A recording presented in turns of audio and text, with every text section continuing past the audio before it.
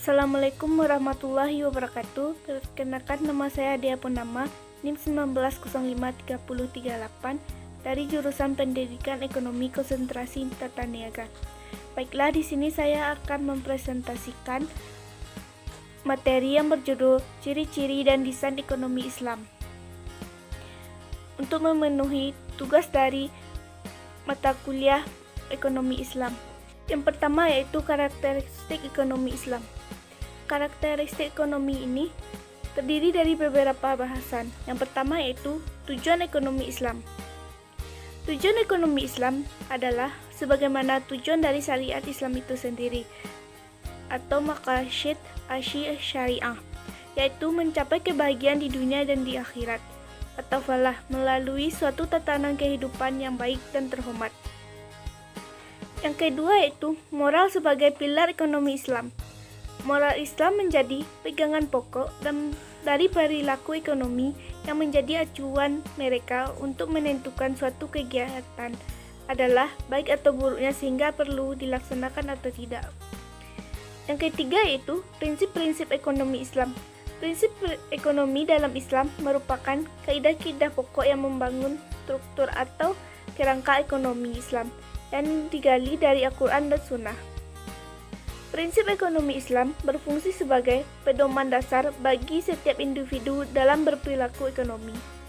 Terdapat beberapa prinsip yang akan menjadi kaidah pokok membangun struktur atau kerangka ekonomi Islam, yaitu yang pertama kerja, yang kedua kompensasi, yang ketiga efisiensi, yang keempat profesional, yang kelima kecukupan, yang keenam pemerataan kesempatan, yang ketujuh kebebasan, yang ke-8 kerjasama, yang ke-9 persaingan, yang ke-10 keseimbangan, yang ke-11 solidaritas, dan yang terakhir yaitu informasi simetri. Basis kebijakan ekonomi Islam terdiri dari beberapa bahasan. Yang pertama yaitu penghapusan riba. Secara sempit, penghapusan riba berarti penghapusan riba yang terjadi dalam utang piutang maupun jual beli. Secara luas, penghapusan riba dapat dimaknai sebagai penghapusan segala bentuk praktik ekonomi yang menimbulkan kezaliman atau ketidakadilan. Jika kezaliman harus dihapus, maka implikasinya keadilan harus ditegakkan. Keduanya merupakan sebuah kualitas yang tegas dan jelas. Yang kedua yaitu pelembagaan zakat. Implementasi pengelolaan zakat tidak terbatas pada suatu komunikasi muslim kecil, namun melingkupi suatu negara. Dalam pengertian yang luas, pembagian zakat juga bermakna perlunya komitmen yang kuat dan langkah yang konkret dari negara atau masyarakat untuk menciptakan suatu sistem distribusi kekayaan dan pendapatan secara sistemik atau permanen. Langkah ini merupakan wujud nyata yang lain dari upaya menciptakan keadilan sosial. Zakat ini mencerminkan komitmen sosial dari ekonomi Islam. Pelanggaran gharar. Gharar adalah transaksi dengan hasil atau outcome tidak dapat diketahui atau diprediksi. Ketidakpastian ini terjadi karena adanya kekurangan informasi oleh para pihak. Selanjutnya, pelanggaran yang haram.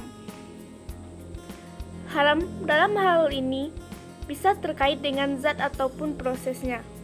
Dalam hal zat, Islam melarang mengonsumsi, memproduksi, mendistribusikan, dan seluruh mata rantainya terhadap beberapa komoditas atau aktivitas.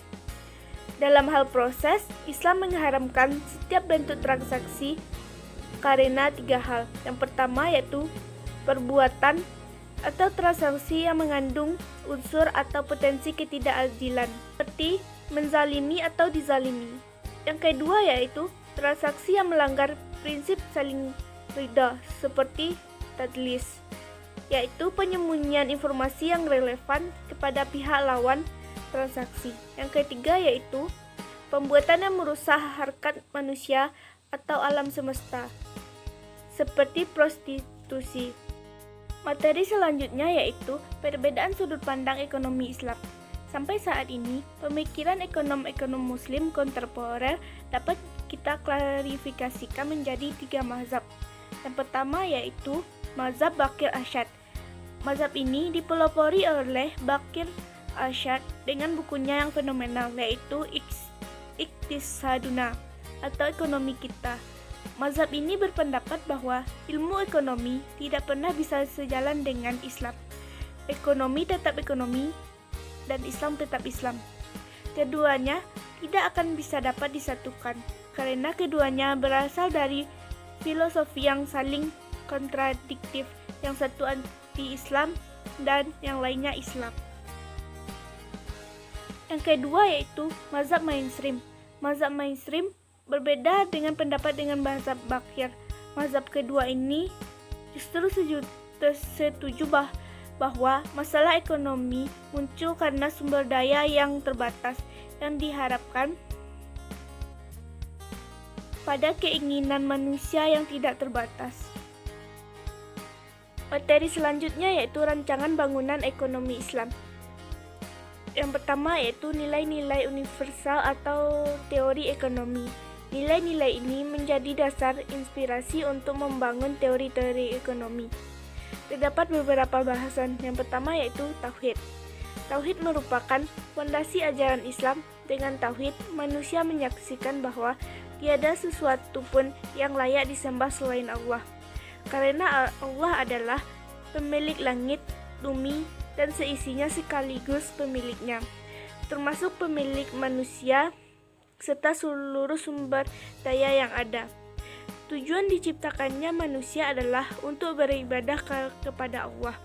Karena itu segala aktivitas manusia dalam hubungannya dengan Islam atau sumber daya dan manusia dibingkai dengan kerangka hubungan dengan Allah. Yang kedua yaitu adil. Allah adalah pencipta segala sesuatu dan satu sifatnya adalah adil. Dia tidak membeda-bedakan perilaku terhadap makhluknya. Manusia sebagai khalifah di muka bumi harus memelihara hukum Allah di bumi dan menjamin bahwa pemakaian segala sumber daya diarahkan untuk kesejahteraan manusia, supaya manusia dapat memanfaatkan daripadanya secara adil dan baik. Yang ketiga yaitu nubuwah atau kenabian. Karena Rahman, Rahim dan kebijaksanaan Allah, manusia tidak dibiarkan begitu saja di dunia tanpa mendapatkan bimbingan. Karena itu, diutuslah para nabi dan rasul untuk menyampaikan petunjuk dari Allah kepada manusia tentang bagaimana hidup yang baik dan benar di dunia, dan mengajarkan jalan untuk kembali atau taubah ke asal muasalnya semula. Fungsi Rasul adalah untuk menjadi model terbaik yang harus diteladani manusia agar mendapat keselamatan di dunia dan di akhirat. Untuk umat muslim, Allah telah mengirimkan manusia model yang terakhir dalam sempurna untuk diteladani oleh manusia pada umumnya, dan pelaku ekonomi dan bisnis pada khususnya adalah sebagai berikut. Yang pertama yaitu sidik, yang artinya benar atau jujur. Yang kedua yaitu amanah, yang artinya tanggung jawab, kepercayaan, dan kredibilitas. Yang ketiga yaitu fatonah, yang artinya kecerdikan, kebijaksanaan, dan intelektual. Yang keempat yaitu tablik, yang artinya komunikasi, keterbukaan, dan pemasaran. Selanjutnya yaitu khalifah. Dalam Al-Quran, Allah berfirman bahwa manusia diciptakan untuk menjadi khalifah di muka bumi, artinya untuk menjadi pemimpin dan pemakmur bumi. Oleh karena itu, pada dasarnya setiap manusia adalah pemimpin. Selanjutnya yaitu ma'ad atau hasil. Walaupun sering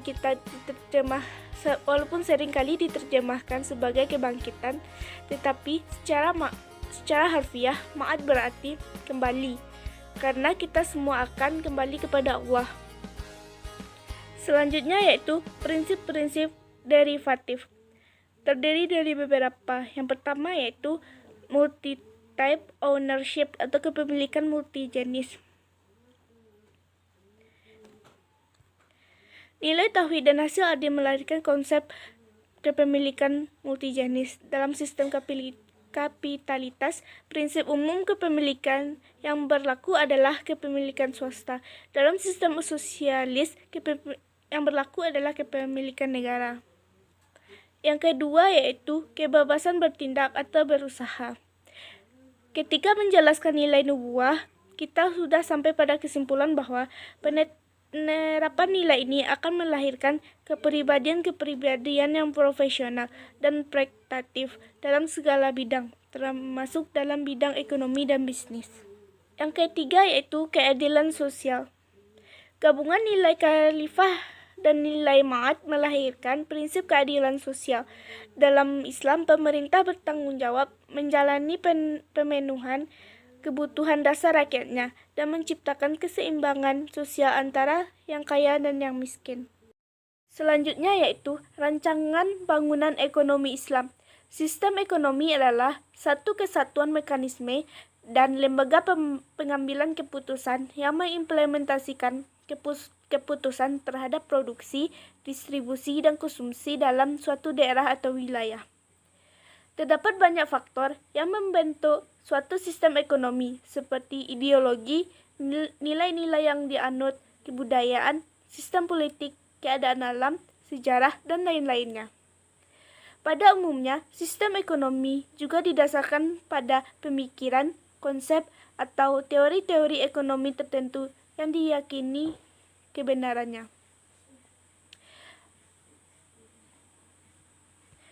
Menurut Grigori dan Schwartz 1985, elemen kunci dari suatu sistem ekonomi adalah yang pertama hak kepemilikan, yang kedua mekanisme provisi informasi dan koordinasi dari keputusan-keputusan, yang ketiga yaitu metode pengambilan keputusan, dan yang keempat yaitu sistem intensif bagi perilaku ekonomi suatu sistem.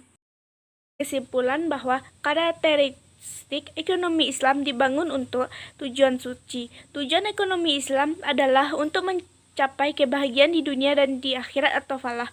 Untuk mencapai falah hanya bisa diwujudkan dengan pilar ekonomi Islam, yaitu nilai-nilai dasar dan pilar operasional yang tercantum dalam prinsip-prinsip ekonomi Islam. Dalam ekonomi Islam mempunyai 3 unsur pandang, yaitu mazhab bakir, mazhab mainstream, dan mazhab alternatif kritis. Adapun prinsip-prinsip ekonomi Islam, terdapat nilai-nilai universal dalam teori ekonomi yang meliputi tauhid, keadilan, kenabian, khalifah, dan hasil. Prinsip-prinsip derivatif sebagai dasar inspirasi untuk menyusun teori-teori dan proposisi ekonomi Islam. Dari 5 nilai tersebut dapat diturunkan 3 prinsip derivatif, di antaranya yaitu kepemilikan multijenis, kebebasan bertindak atau berusaha, keadilan sosial. Selain landasan teori yang kuat serta prinsip-prinsip sistem ekonomi Islam, keduanya itu belum cukup. Dengan kata lain, harus ada manusia yang berperilaku berakhlak secara profesional dalam bidang ekonomi. Sekian penjelasan